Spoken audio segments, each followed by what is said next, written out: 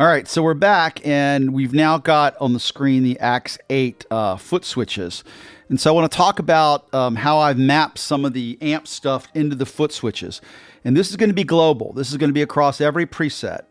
And it's how you could compensate in a single preset for going from a humbucker to a single coil guitar.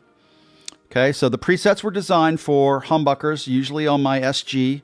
I have two SGs, so I've got one with a little lower output as well. And then there are a couple of ways to adjust for it to use it with a single coil guitar. The first thing I did that lets you do this, that's kind of cool, is this input trim on the amp is mapped to what is on your AX8 as CS2, the kicker coil it's called. It's in foot switch number 5. So I want you to hear the difference real quick. This is the preset just as it is for humbuckers.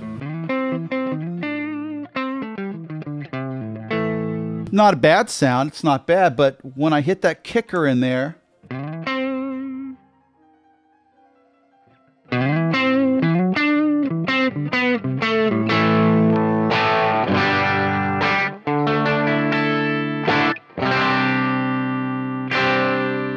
so you can hear it, it basically compensates. The humbuckers are here and the strats or tellies might be down here.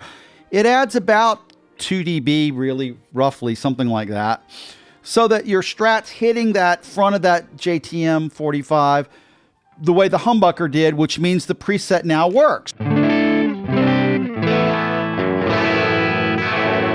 But having done that, we have to remember that we dial this in for humbuckers and that single coils are actually kind of bright compared to a humbucker. Humbucker kind of mellows that out. And that's where this low Y amp XY comes in. So this preset on the foot switches has an amp XY as well. So it's got this control switch for kickers, for single coils. That's always going to be in foot switch 5. But it's also, this particular one has an amp XY. So now I'm going to turn that on and you're going to hear what happens. It's not as bright now.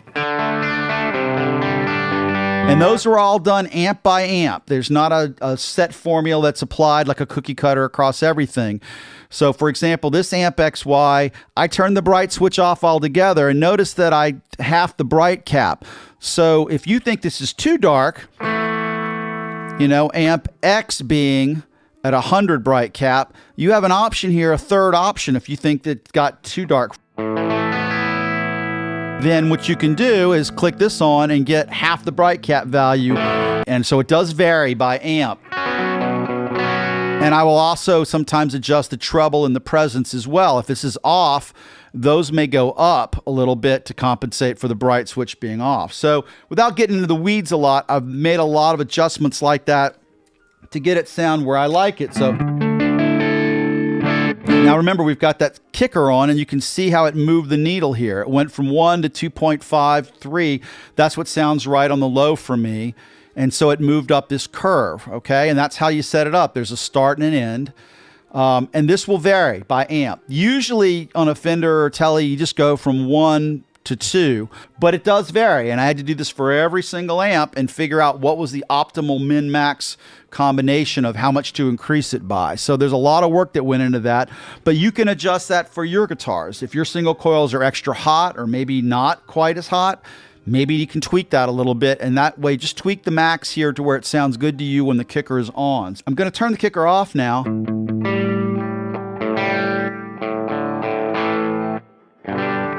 But we have another option for boosting, and it works really good, I think, on these low, particular that of the 1, 2, 3, 4, the number 2s, the lows. And that's, we have the amp boost set up to control switch 1, which is in foot switch number 1 right here, as you can see. So I'm going to kick on that, and you're going to hear this immediate difference. That's a pretty great sound.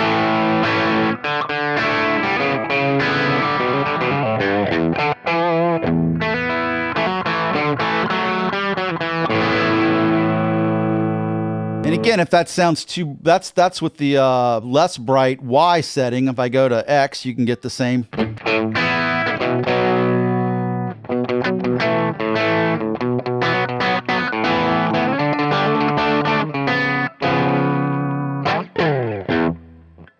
That boost is pretty useful as kind of a secret weapon. So going back out here, so that we can kind of see this, notice I've got a lot of these that had this /Y after them.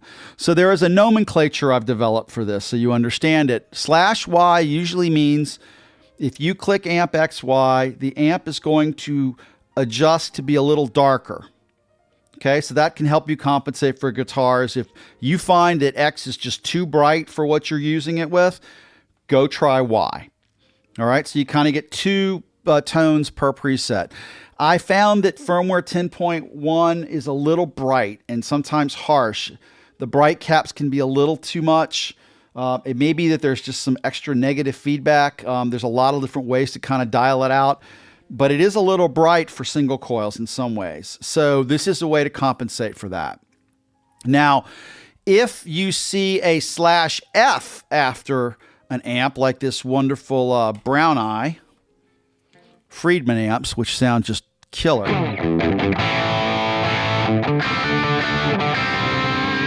So the single coil switch will still work. The boost will still work. I'm not sure if it'll sound great or not. It might sound awesome on this.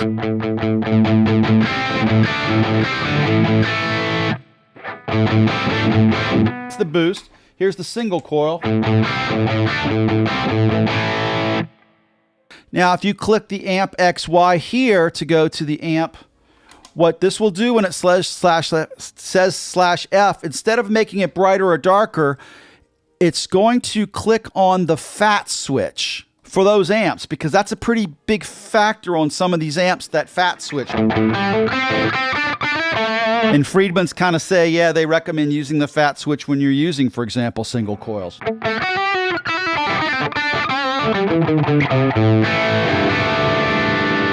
So that's what the /F will be. Now, there are other slashes that might say /alt, meaning it's an alternate sound. I don't see them in this particular bank.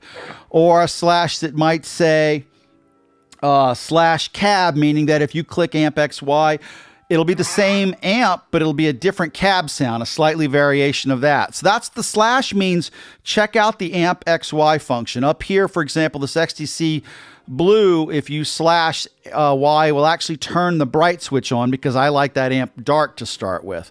So it's kind of the reverse of the rest. In fact, a lot of these XTCs are a little reverse because the boost sounds good on as a default. And so when you turn the XTC on, let's go to one of them right now. This medium, the boost is already on. If you hit that boost switch, it goes off. So that's the only one I think it's reversed on, just because it's the way I like it, but it sounds better with the boost. So amps that have boost built in, I think some of the Diesels do, or maybe it's the Ingles. Check that boost out. It makes a big difference in the sound. Boost is always here. Use that sparingly. You have single coils.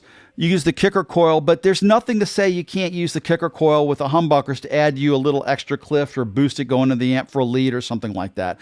And then the others are going to be assigned as you see on the front of the LEDs, and they will vary by amp. There are different ones in different places.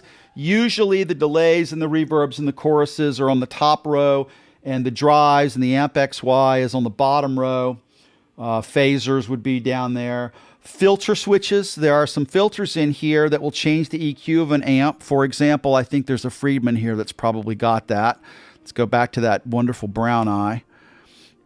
And I'll show you that there's a filter switch. And the filter switch has an X and a Y.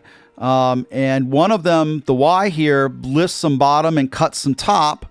And the X will actually do the opposite. It'll cut some bottom and add some top, some thicker to this. So a lot of the metal amps will have this kind of switch on it, and I encourage you to try those to tighten your sounds up the way you like them best. For Eddie Van Halen kind of amps, like this Atomica, you know, this is, I'm not playing a Strat or a humbucker right now, so this wouldn't sound right if I tried to do the, you know.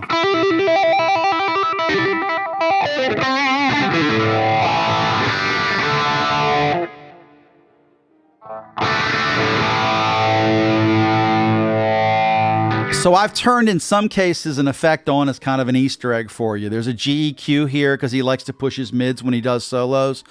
But one of the things I want to call your attention is I've got the flanger. I have this flanger set up on foot switches.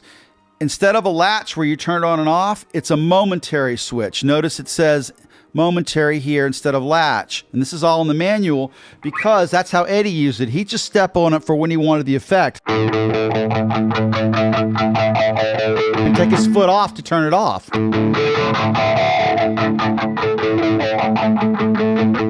So just be aware of that activity.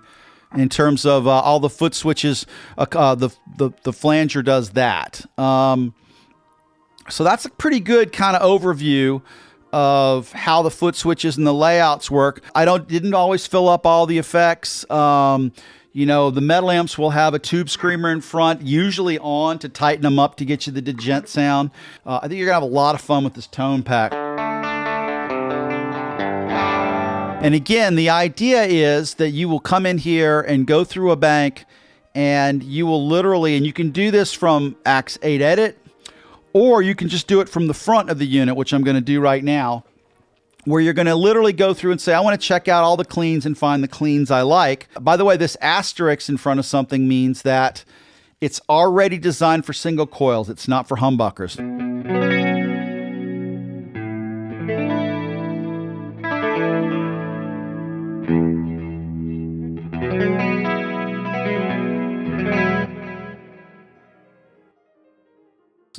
So again, the idea is you can then sort of travel from these, from preset to preset, and say, which mediums do I like the best?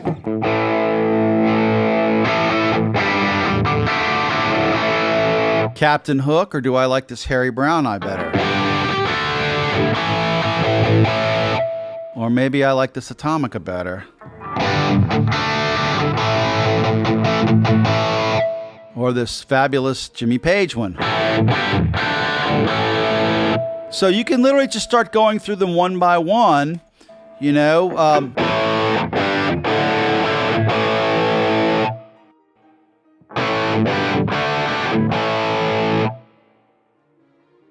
Just kind of traveling through each of the medium.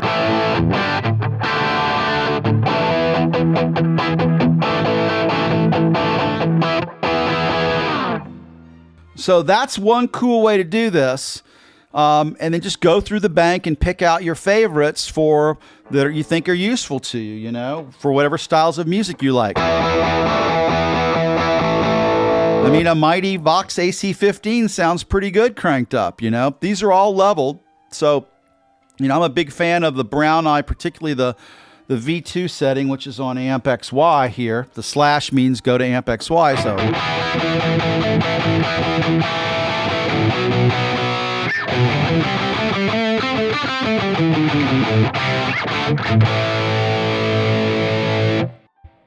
Figure out the ones you like and mark them down. And then one thing people might say is, well, you know, what if I want to do a preset for a song and I want to have two different amps in it?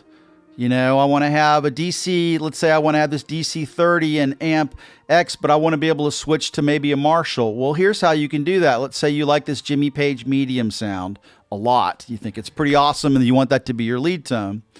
Go to that amp, find that tone that you want, whether it's an X or Y, and then right click on it and say copy X to clipboard. All right, and it's going to copy that amp to the clipboard. Then go to that, let's say we had this preset DC 30 medium. Let's say you saved it somewhere else. You can then come in here and then you can come down and you can copy another amp and say paste what's in my clipboard to amp Y. All right. And it's going to paste that amp over. You can hear little pops and clicks as it does its work because it takes a little bit of time. It's pretty cool. And then you've got a DC 30 in amp A, and you've got a cool plexi in Y, which is awesome. But remember, you've still got to deal with the cab here because you've got the cab set for the matchless sound. It may not sound good with the plexi. So you got to save it, and then you got to go back to the sound that you came from and grab that cab as well. you know, and then copy that cab. It's the same process. Copy X to the clipboard, pick it up, come back to the preset you're trying to modify, click on that, and then over here say, I want you to paste the clipboard into X for this particular, or Y, excuse me, and then you're gonna have to set up your scene switching so that when amp XY switches, so the cab switches too. Okay, so it won't just be amp XY anymore unless you just want to use this one cab for both. If you want to use both cabs, the way you'll have to do it, I'll go ahead and paste this here into Y, is you'd come up and then you'd set up scene 2 this way. So at scene 2 does YY and scene 1 does XX.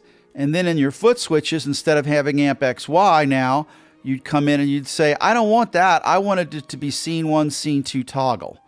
That's how you do that. And then when you click that switch, foot switch 4, it'll switch between those two different kinds of amps in a single preset. And you could name your preset song X or whatever. And you could set up your scenes that way. Again, that part of the customizing of your rig, I encourage you to look at the manual at. These foot switches here can be used to set them up. So after you've got your, maybe you've got 4 different rigs that are your DreamRigs you've assembled all together now. You could come down here and say, I always want this global to be a preset. You know, it's always going to be my preset 1, for example. Don't do this until you've figured your stuff out and you're using this live for a gig, by the way. And then maybe you'll set this up so it's always scene 1 and scene 2 and scene 3, scene 4. So you got 4 scenes per preset, right? And you just go through 4 different presets here. You never have to worry about stomping boxes on or off. Okay, it's kind of a virtual Bradshaw rig. And then you would just bank up to go to the next set of 4 presets that you want to be able to access here, if that makes any sense. You could set this up to also be a bank up, bank down right here as well. So there's a lot of ways you can customize this. It's super, super cool and useful. I don't use mine in this way, but if I was in a cover band right now, which I'm not, I would totally do these like by the song, and I would have a preset for every song and just go through preset by preset and set up all the scenes that I needed to do for that song. It'd be real easy to do.